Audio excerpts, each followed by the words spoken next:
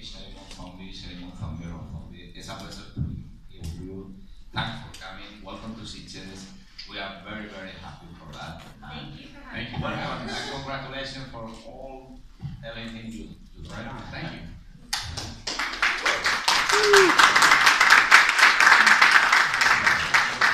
Okay, let's go. Conference. Please ask. Yes, anybody. Hola, hello. ¿Qué sucede con tu cabeza para crear una serie de personajes como la peli de 31, tan sádicos y tan tóxicos? ¿Cómo que te inspiras? No sé. What goes through your head to create such sadistic and crazy characters in the movies?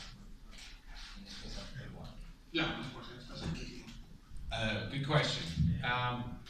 You don't want to know. Yeah. I don't. I don't know what goes through my head. I mean, that's just the way I see life. It's, you know, I come up with these things, and I think that's the way it should be. That's why there's not really good characters in the movie. There's just bad characters and worse characters. And yeah, I don't know. I guess I have severe mental problems, perhaps. That makes sense of that. És una bona pregunta, doncs no sé, és com veig la vida, és com veig les coses, se'm venen coses al cap i les creu, sempre són personatges violents, mai són bons i no sé, suposo que t'hi pots.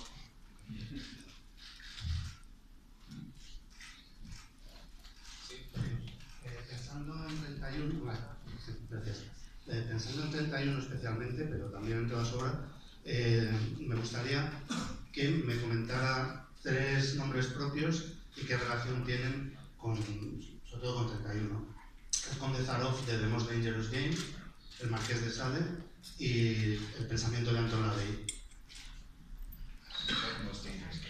So, thinking about 31, but also other movies, how did the renames you mentioned influence those movies? Especially 31, but also the ones. So it's Mark de Sade. Marquis de Sade, the Conde Zaroff of The Most Dangerous Game, and thinking of Anton LaVey. Well, really the only thing I thought about was Most Dangerous Game, because it's just a simple premise of humans hunting humans. The other stuff I really didn't really think about. Yeah, so you know, when it came time to do 31, I just wanted to come up with a really super simple idea, and that was the simplest thing I could think of.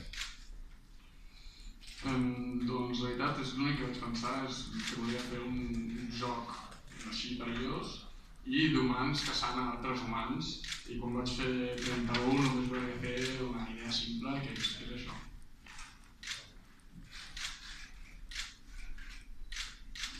Sí.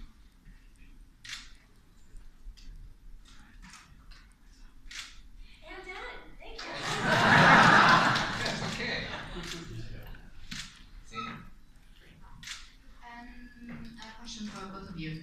And Rob,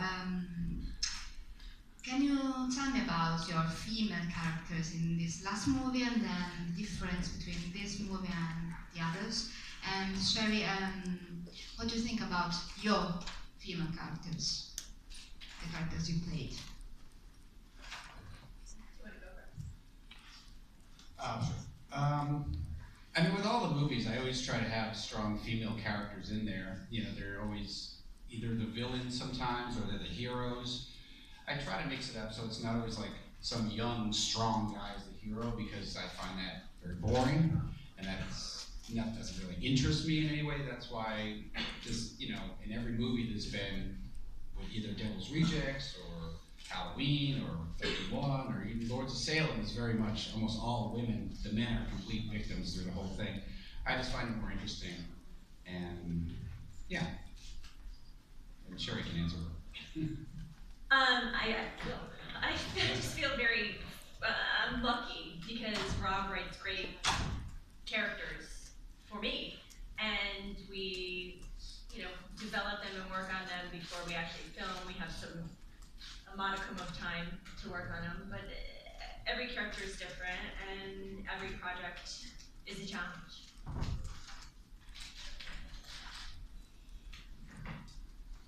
Sí, sempre, ja siguin personatges dolents o bons, jo sempre vull fer figures de dones empoderades, no? No m'agrada la idea, crec que és avorrida i poc interessant, la idea d'un personatge jove i fort, etc. I això ha estat recurrent en totes les pel·lícules que he fet anteriorment. De fet, quasi sempre són dones i quasi sempre les dones són les víctimes. I Sheri,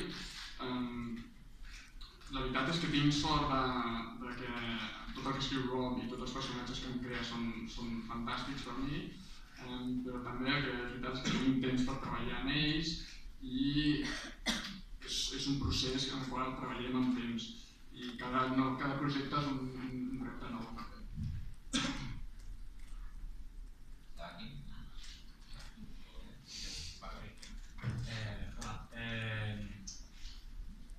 Rob es conocido por, lejos de la violencia de su cine, él es conocido por ser un pacifista, muy pro animales, vegetariano, etcétera, etcétera, bueno, vegano.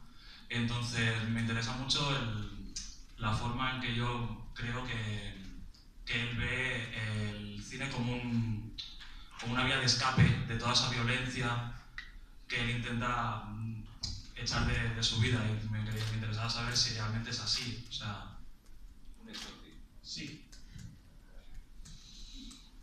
So, apart from filmmaking and music, etc., you're also known for being a vegan and pro-animal rights, etc. And I would like to know if making these types of movies, is that a way of doing an escape to all those things in life? Yeah. Not really, no. I mean, I see them as two different things. You know, I mean, I've always loved horror movies and things like that ever since I was a little kid, so I wasn't aware of these other issues. And I find these other issues far more disgusting and terrifying and horrible. I mean, movies are fake, so who cares? You can do anything. You know, there's nothing wrong with it. So I don't see any connection. I mean, maybe if someone analyzed me, they would find a connection, but I don't see one. Do you see a connection in this? No. No animals were harmed. No. People, yes. No. Yeah, we can harm people, that's fine. We can have people. Although I guess we're all animals.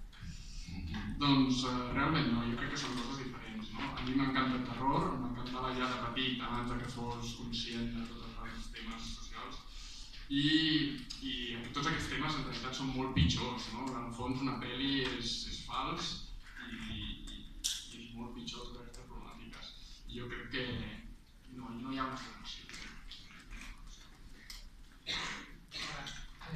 Mi pregunta era para Sheri, partiendo de la base que, como decía Rob, de que en sus películas solo hay personas malas y peores, ¿con qué se divierte más? ¿Con papeles haciendo de mala como en 31, mala buena? ¿O papeles peores como en Los Renegados del Diablo? ¿Qué es más divertido interpretar? So, apart from the fact that all the characters are always bad or getting worse, would you prefer portraying bad characters, bad good characters like in 31, or even worse characters like villains? I enjoy playing all of the characters. I mean, Deborah Myers from Halloween was a pretty benign. She was trying. She was trying. I don't like violence in real life, so it's really difficult when I have to do scenes that involve all fake blood and violence and knives and things like that. It's really difficult for me. But, you know, when you're on set, that's what you do. I know what I signed up for. It's not my favorite thing to do, but I love acting, so it's part of it, you know.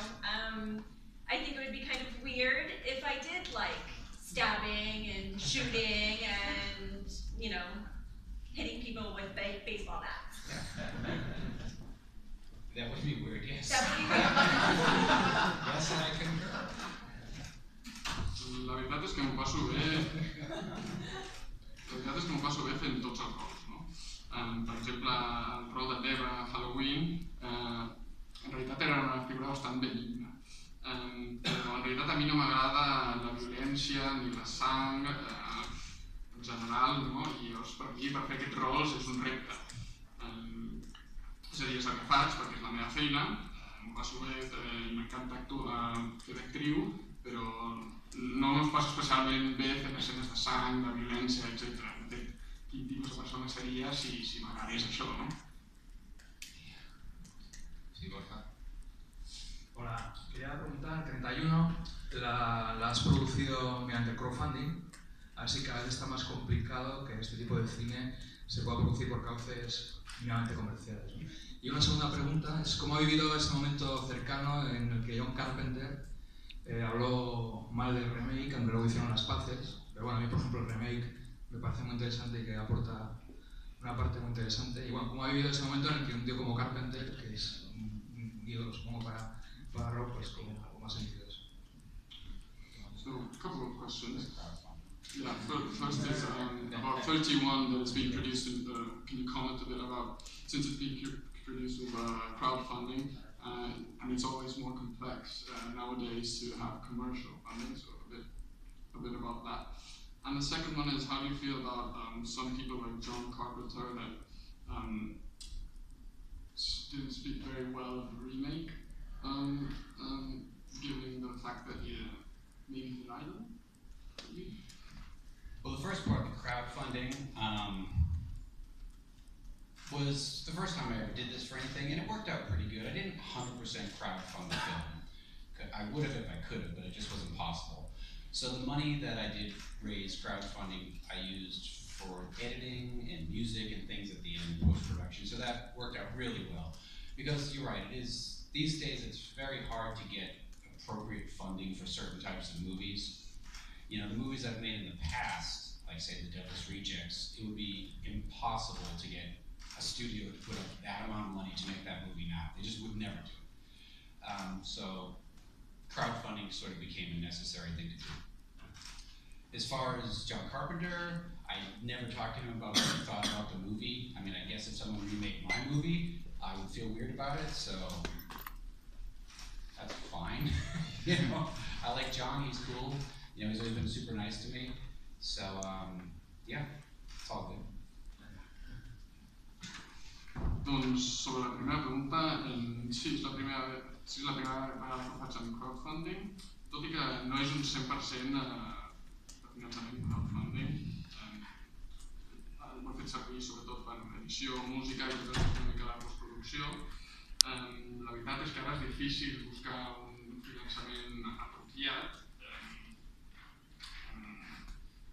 Per exemple, en el cas de Devil's Rejects, va ser molt difícil tenir tot el finançament necessari de finançament comercial, diguéssim. I sobre la segona pregunta relacionada amb John, no he parlat amb ell mai sobre això, però bé, suposo que a mi també em semblaria estrany si fessin un remake a mi, llavors tampoc és una cosa que tinc una relació, diguéssim.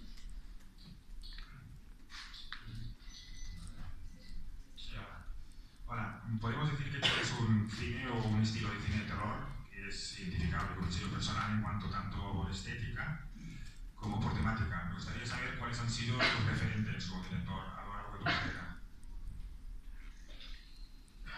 So your style of cinema is unique aesthetically wise and also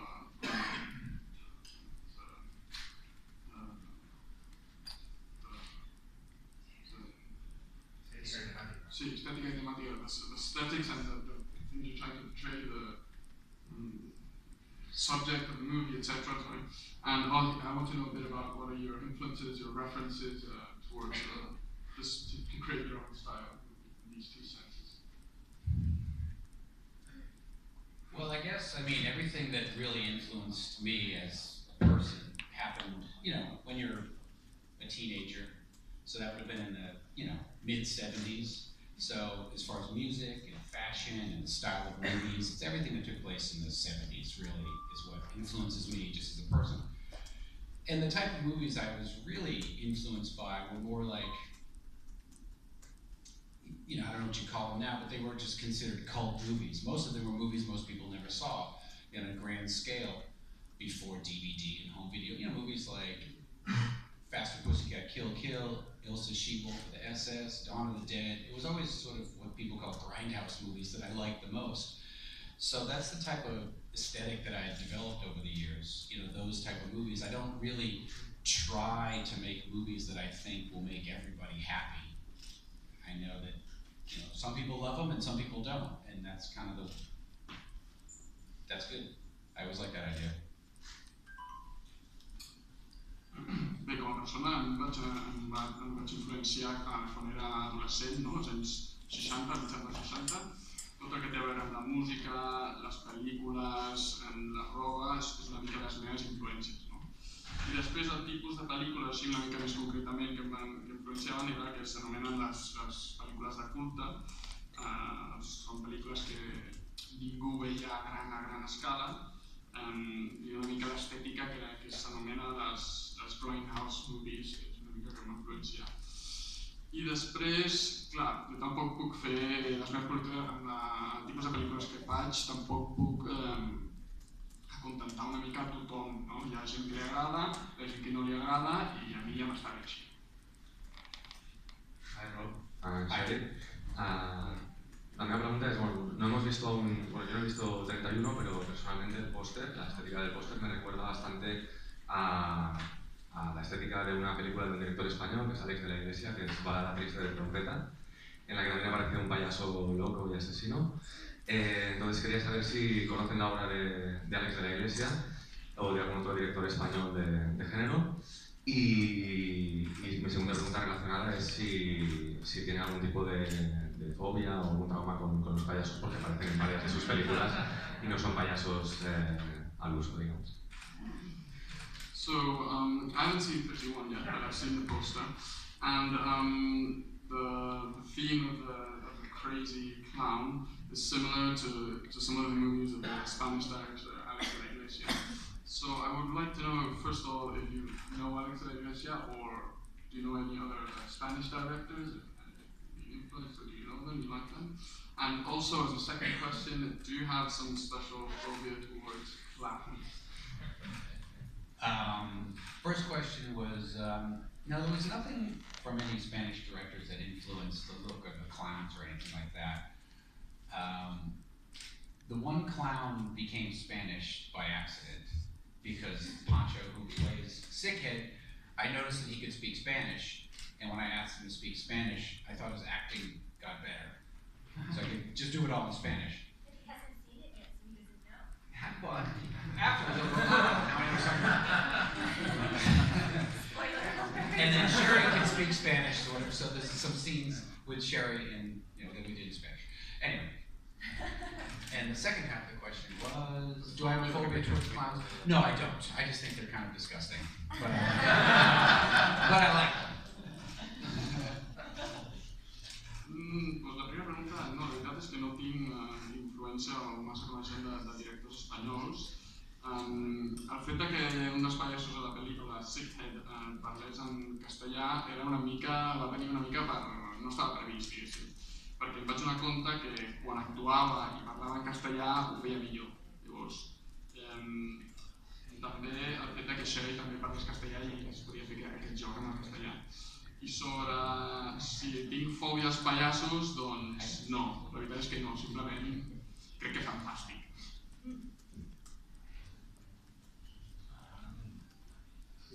I have a question for both of you.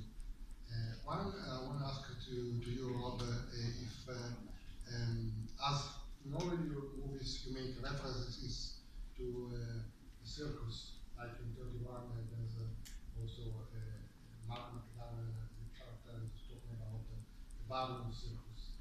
If you particularly like, why do you particularly like circus? And to Sheri, if you know Rob's movies, and apart from being an actress in that life, if you ever had collaborated with the making of the movie, like writing the part of the screenplay or changing some of the characters. Wanna go first? I am not a writer. I do not write the script. Rob writes usually a first draft, and I'll ask him to write a third draft. I'll read it on the third draft because I get too attached to things in the script as he goes along. I don't do any writing, but we definitely talk about it and brainstorm. Oh, this will be, interesting if we do something this way. But he's the dialogue king, not I. I don't come up with those witty phrases. Although sometimes I would write something and she'd go, that's corny, and she'll change it. True.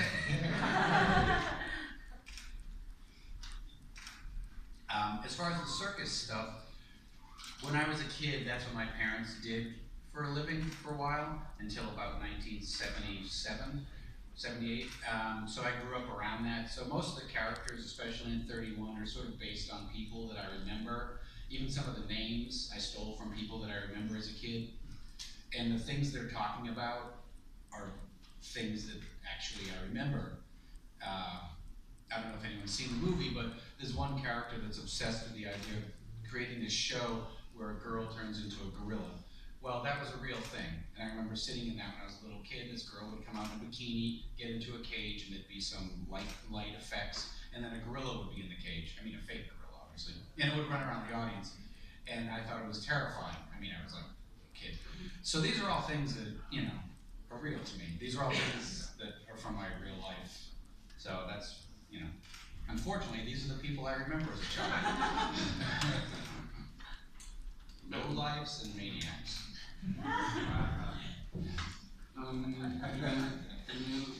Sheri, doncs la veritat és que jo no soc guionista, no? El Rob és el que escriu, potser fa la primera versió i jo li acabo demanant, m'acabo llegint la tercera versió. Però sí que és veritat que parlem, no? Tenim idees, discutim una mica, però el rei del diàleg realment és el Rob. I després, quan el Rob, tot el que té a veure amb el circ, doncs jo quan era petit, els meus pares el que treballaven amb circ, de fet. Allà el 1978 doncs jo vaig néixer en aquest ambient, i llavors molts dels personatges de 31 estan basats en persones de la realitat, de les quals jo me'n recordo, i hi ha coses de les quals parlaven que estan a la pel·lícula, hi ha noms que realment existien que també estan a la pel·lícula, i fins i tot alguns shows que hi havia, que me'n recordo d'una noia i un goril·la que es posaven allà a una gàbia, i que a mi em semblava de petit un terrorífic, doncs tot allò també ho vaig viure jo de petit. Llavors totes aquestes històries, tots aquests personatges a la meva pel·lícula, doncs per mi en cert sentit són reals per mi. I'm curious how do you say low life in Spanish? Low life. Derelict. Low life. Así. Loser. Sí, un poco perdedor, poca monta. No estoy. Buscavidas.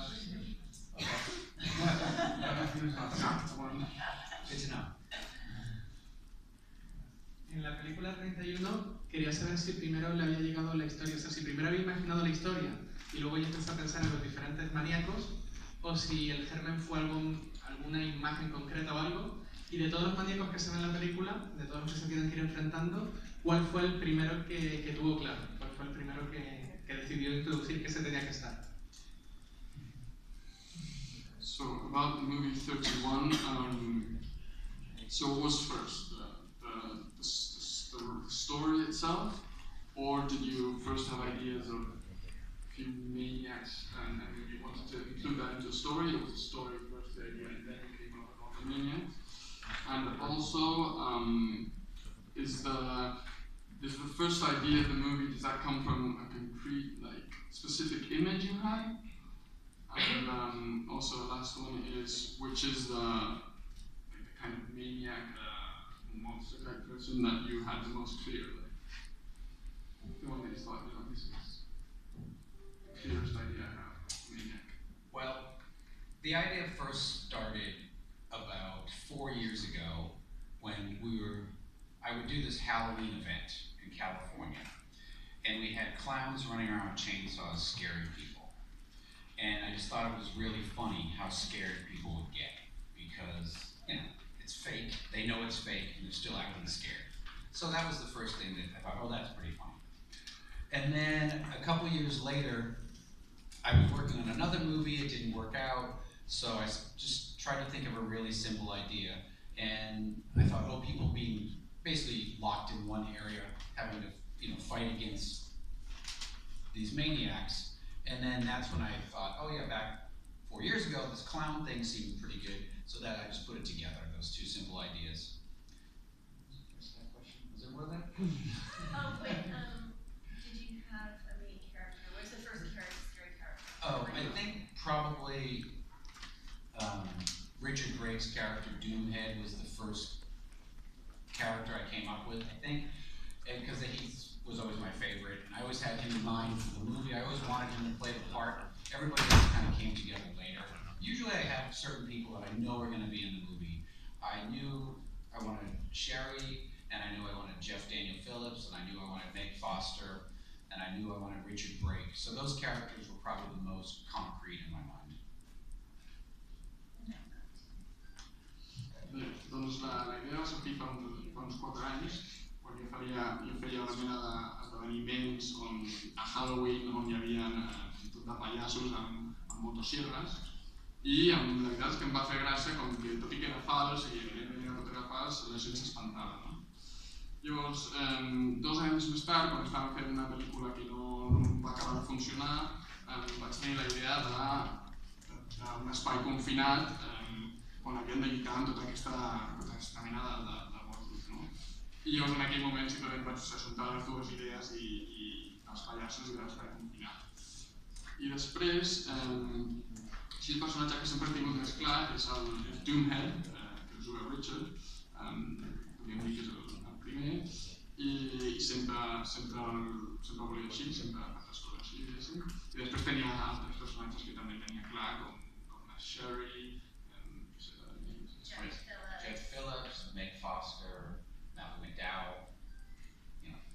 A part de Richard, aquests també el tenia clar.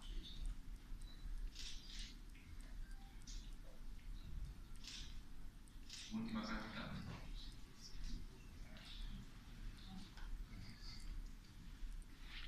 Quería preguntarle a Rob, quería saber si el hecho de que él primero hubiera empezado en el mundo de la música como zombie, rock zombie, etc., y luego se hubiera ido hacia el mundo de la dirección del cine, si esa experiencia como persona al frente de una banda de rock se ha conectado de alguna forma con su rol como director, es decir, si cree que le ha facilitado las cosas, si tiene alguna conexión para él estos dos roles en su vida. So, taking into account that first you were a music band and then a director, so did that experience in music, did that help you directing? Is there any connection between that? Yeah, I would say, there's a couple of connections. The first connection would be that the responsibility of when someone gives you money, you have to finish the product. Like the record label gives you money to make a record, and you have to finish it, and it has to be good, it has to be done on time, and it becomes a real job. And from there, I started making music videos, but the real connection became when I would make music videos for other people. Because, when I made a music video for Ozzy Osbourne, if someone gives you $300,000 to make a music video, they expect it to be perfect, they expect it to be done on time, and they expect you to deliver it. So there's no excuses. So by the time you build up to making movies, you kind of already have that experience, because making movies is intense. You get a certain amount of money, everything is scheduled perfectly every single day. If you have an excuse, you don't feel good, you can't figure it out, or nobody cares. They don't care. You have to make it right. And that's really what I learned, because the two things are very different, but it's just the taking it very seriously is the main thing I learned, I guess. Bueno, més o menys, veig un parell de connexions. La primera és la responsabilitat, no? Si et donen uns diners per fer una pel·lícula, l'has de fer bé, l'has de fer al moment, en els tempos que et diuen, etc. I diguéssim, encara que et passi alguna cosa, és una feina molt intensa i tot s'ha de fer en els tempos que et diuen i encara si tens algun tipus de problemes, no? És igual, tu ho has de fer i punt. Després vaig començar a fer vídeos de música amb altra gent, per exemple amb Ozzy Osbourne, no? Hi havia un cas amb Ozzy Osbourne on tenia un pressupost de $300.000 i tot havia de sortir perfecte, no? Llavors, no és que hi hagi una connexió molt directa, però la veritat és la part seriosa, aquesta part de has de fer el que et diuen, amb els tempos que et diuen, amb una qualitat bona, etc. En aquest sentit sí que hi ha una connexió. Llavors, el procés, com vaig començar amb la música, després els vídeos de música, fins que arribava a ser director, en aquest aspecte sí que hi ha un tipus de connexió. Muchas gracias. Esta nit, 31 al Gran Auditorio de Almería y doy las gracias. Thank you very much. Thank you.